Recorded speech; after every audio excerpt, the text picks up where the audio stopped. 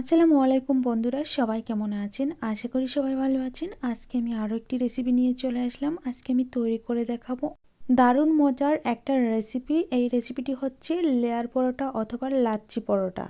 আর এই পরোটাটা খেতে খুবই মজার হয়ে থাকে আর তৈরি করতে খুবই সহজ। চলুন কথা না বাড়িয়ে আমি মূল রেসিপিতে চলে যাচ্ছি। তার আগে বলছি, যদি রেসিপিটি ভালো লেগে থাকে তাহলে প্লিজ দয়া করে চ্যানেলটি সাবস্ক্রাইব করে দিয়ে পাশে থাকা বেল বাটন অন করে রাখবেন আর সম্পূর্ণ ভিডিওটি দেখার চেষ্টা করবেন। আর এখন আমি ভিডিওটি শুরু করে দিচ্ছি, সাথে থেকে সম্পূর্ণ ভিডিওটি দেখার চেষ্টা করবেন।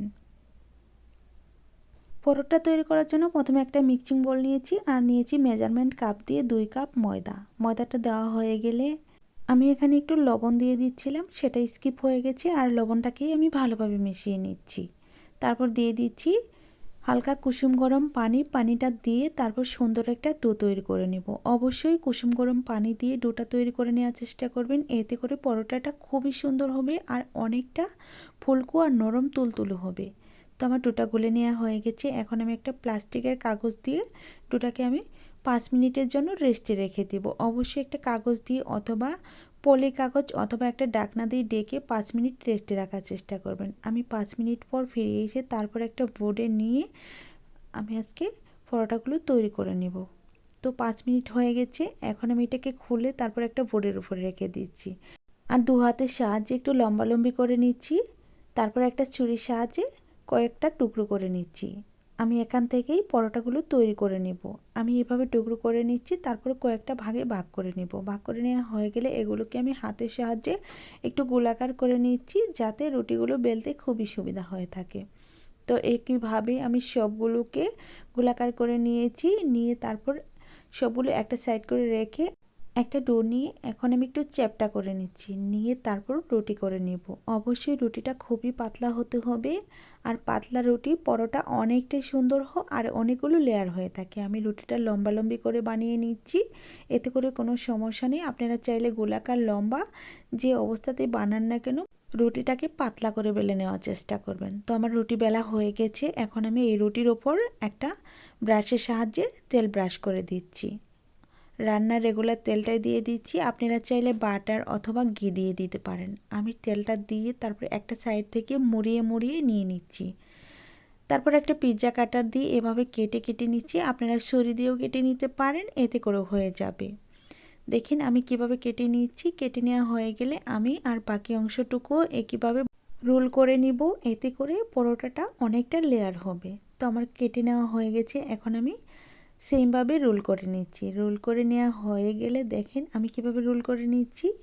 নিয়ে তারপর দুই সাইড থেকে চ্যাপ্টা করে একটা রুটির ডোয়ের মতো করে নিব। এভাবে করে একটু পেঁচিয়ে নিতে হবে। প্রথমে পেঁচিয়ে নেওয়া হয়ে গেলে এইভাবে চেপে চেপে ধরে দুই সাইড থেকে একটা চ্যাপ্টা রুটির ডোয়ের মতো করে নিতে হবে। তারপর চেপে চেপে একটু চ্যাপ্টা করে নিতে হবে। চ্যাপ্টা করা হয়ে গেলে একটা বেলনা দিয়ে বেলে মিডিয়াম আকারে একটা রুটি করে নিতে হবে।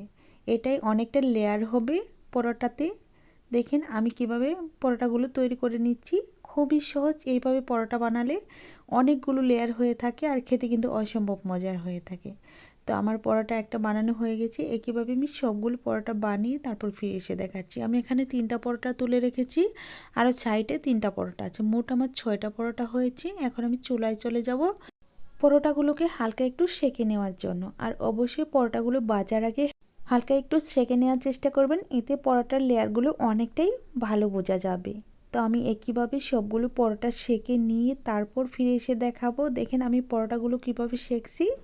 এখন কিন্তু কোনো রকম তেল দেইনি। যখন আমি পরোটাগুলো পুরোপুরি ভেজে নেব তখন আমি তেল দিয়ে ভেজে নেব।